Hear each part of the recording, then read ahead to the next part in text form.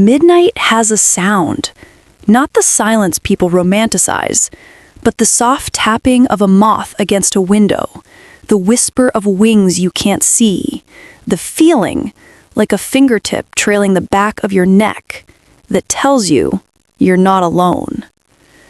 I remember that sound intimately because I used to be the reason it visited other people's homes. I was the one who braided intentions into small, ordinary creatures and sent them to sit at the edges of someone's life. A moth in the kitchen light, a cat that wouldn't stop staring from the alley, a crow that returned to the same rooftop again and again, precisely when someone whispered a new plan to change their life. If you felt watched by what looks like coincidence wearing a mask, listen closely. This is not a story about bugs and birds. This is a story about power, who holds it, who hands it away, and how to take it back without hurting a single living thing. Tonight, I'm going to show you how to see the difference, how to trust yourself, and how to break the gaze that tries to follow you home.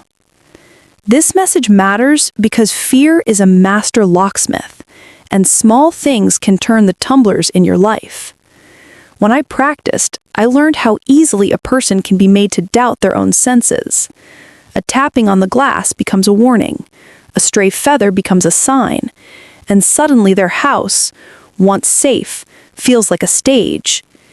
You don't rest when you're being watched, even if the watcher has 6 legs and no agenda beyond the porch light. And yet, sometimes there is an agenda, not in the animal, but in the intention that uses your attention as a leash. This is for the person who keeps noticing the same creature in the same place after the same thought. For the one who feels silly, even ashamed, bringing it up. For the one whose friends roll their eyes while their heart won't stop racing at 2 a.m. And it's also for the skeptic who thinks all of this is nonsense. You're welcome here, because what I'm really teaching is a way to keep your mind, your home, and your spirit yours. Whether you believe in witchcraft or only in patterns, what follows will give you back the handle to your own door. There was a time when I was asked to keep eyes on a woman I had never met. Call her Mara. She'd left a relationship that didn't respect her edges, and he wanted to know if she was dating, where she went, what she posted, who she laughed with, and why. He didn't ask me to break in or to plant a camera. He asked me to make her believe she was never unwatched. That's the oldest trick. Not evidence, but atmosphere. Here's what we did, and this is how you detect it. We didn't conjure an animal out of thin air. We courted what was already there.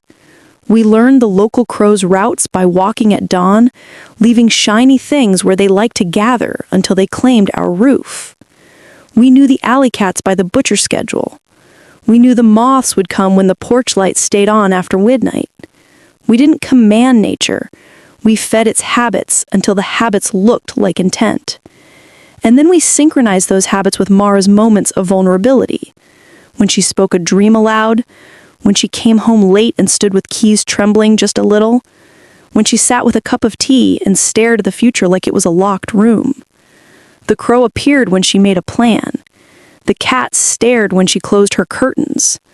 The moth tapped when she turned the last lamp off. If you're trying to detect whether you're being monitored by intention disguised as coincidence, don't look for magic tricks. Look for choreography. Notice repetition bound to meaning. Does the same creature appear at the same threshold, window, doorway, garden gate, within a tight span of days, always around the same decision or conversation? Do you feel the presence intensify when you speak your next step out loud? Does your body brace, not because of the creature, but because you recognize the beat of a rhythm you didn't set? That's the tell.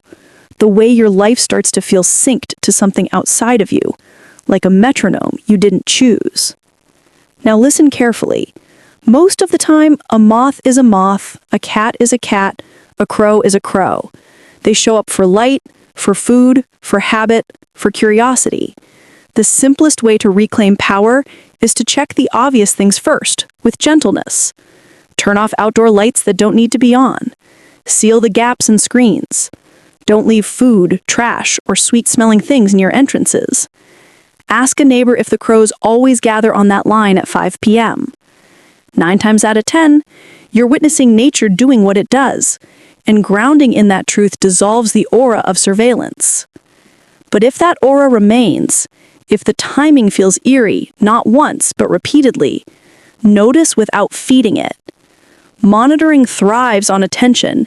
Your panic is the message it wants you to send to yourself. Stand at your threshold, breathe slowly, and say out loud to yourself as much as to the air, I see what's here, I choose calm, I do not consent to being watched. You are telling your nervous system as much as the world around you that you are the keeper of this space. And understand, you never need to harm an animal to reclaim your boundary. The creature is not your enemy, the narrative is. When people asked me how I did it, they expected sigils and smoke. I could have given them that, but the needle that stitched the spell was smaller and more invisible. It was this. We exploited attention. The human mind is a pattern-making machine, especially when scared. If a person is already braced for danger, a single knock feels like a code. We posted our watchers not to collect information, but to be mirrors, reflecting the person's fear back to them until they mistook reflection for reality. You can stop that mirror from swallowing you. Here is the quiet, cinematic truth that changed my life and will change yours. What you name can no longer own you. Fear grows in unnamed corners. When you write down what you notice, date, time, what was happening in your heart or your home, 2 things happen. First, you create a record that your mind can test against memory. Many hauntings vanish in the clarity of ink. Second, you move the story from your chest to the page, and the very act of choosing words starts to loosen the knot. That's the craft I practice now. Craft as in careful, craft as in creating a new shape. Picture this. Morning light across your kitchen table, the notebook open. You remember the moth. You remember the decision you were about to make. You see the connection, and then you see through it.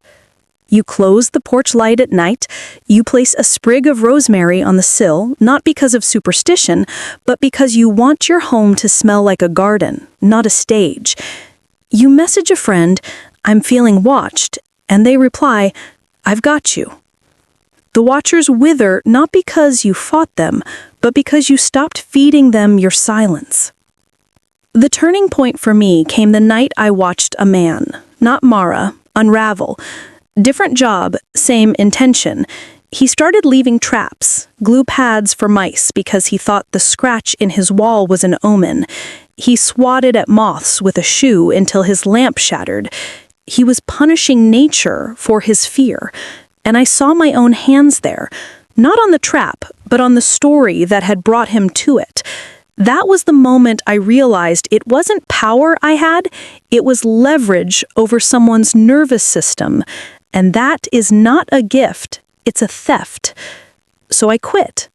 I told the truth to the people I'd worked with, and I told the truth to myself.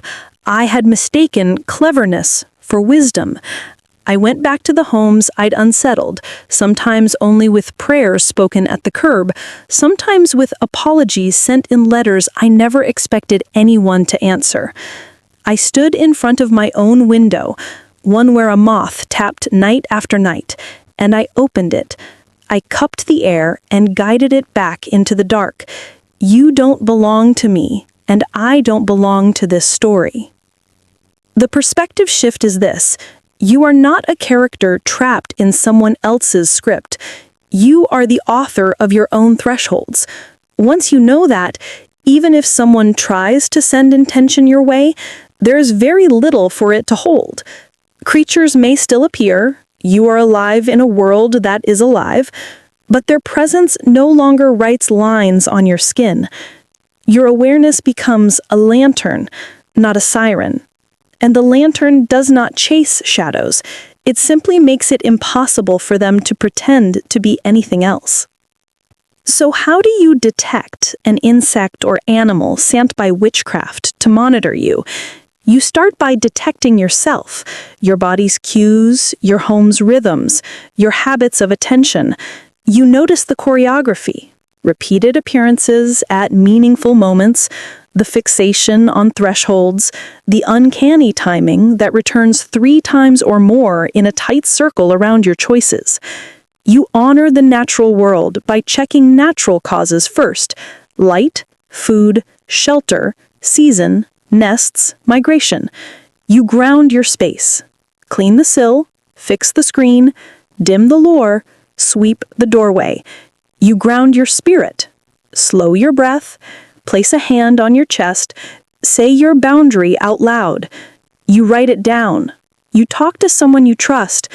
You choose compassion for every living thing involved, including yourself. And then you do the bravest thing. You continue. You proceed with your plan. You send the email. You apply for the job. You move, you break up, you love, you rest, you plant. Watchers, whether born of someone else's intention or the ghost of a past that didn't keep you safe, can't stand continuity. They tire when you refuse to let them choreograph your next step. Your life becomes the loudest statement you can make. I am not beholden to eyes that are not mine. If faith is your anchor, pray your home into peace. If science is your compass, let facts steady you. If both live in you, let them hold hands. Set a simple intention at your door. Only what is for my good may enter. Everything else passes by.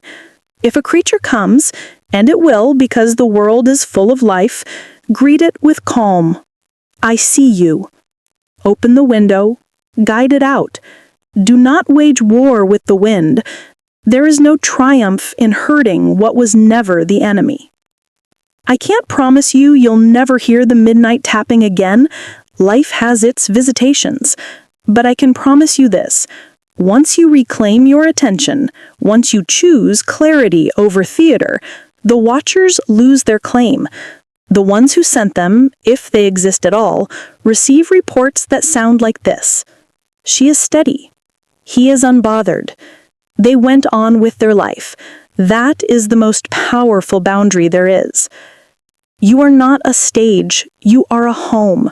You are not prey. You are the keeper of the gate. Let the world be alive around you. Let your windows catch the moon. Let the crows argue on the wires. Let the cats blink in slow, bored curiosity. Let every sign that tried to frighten you become a reminder of your choice to stand in your own light. And if anyone ever tries to send something to watch you, remember, what they sent to watch will leave with nothing to report, because you will already be busy living a life too bright to monitor.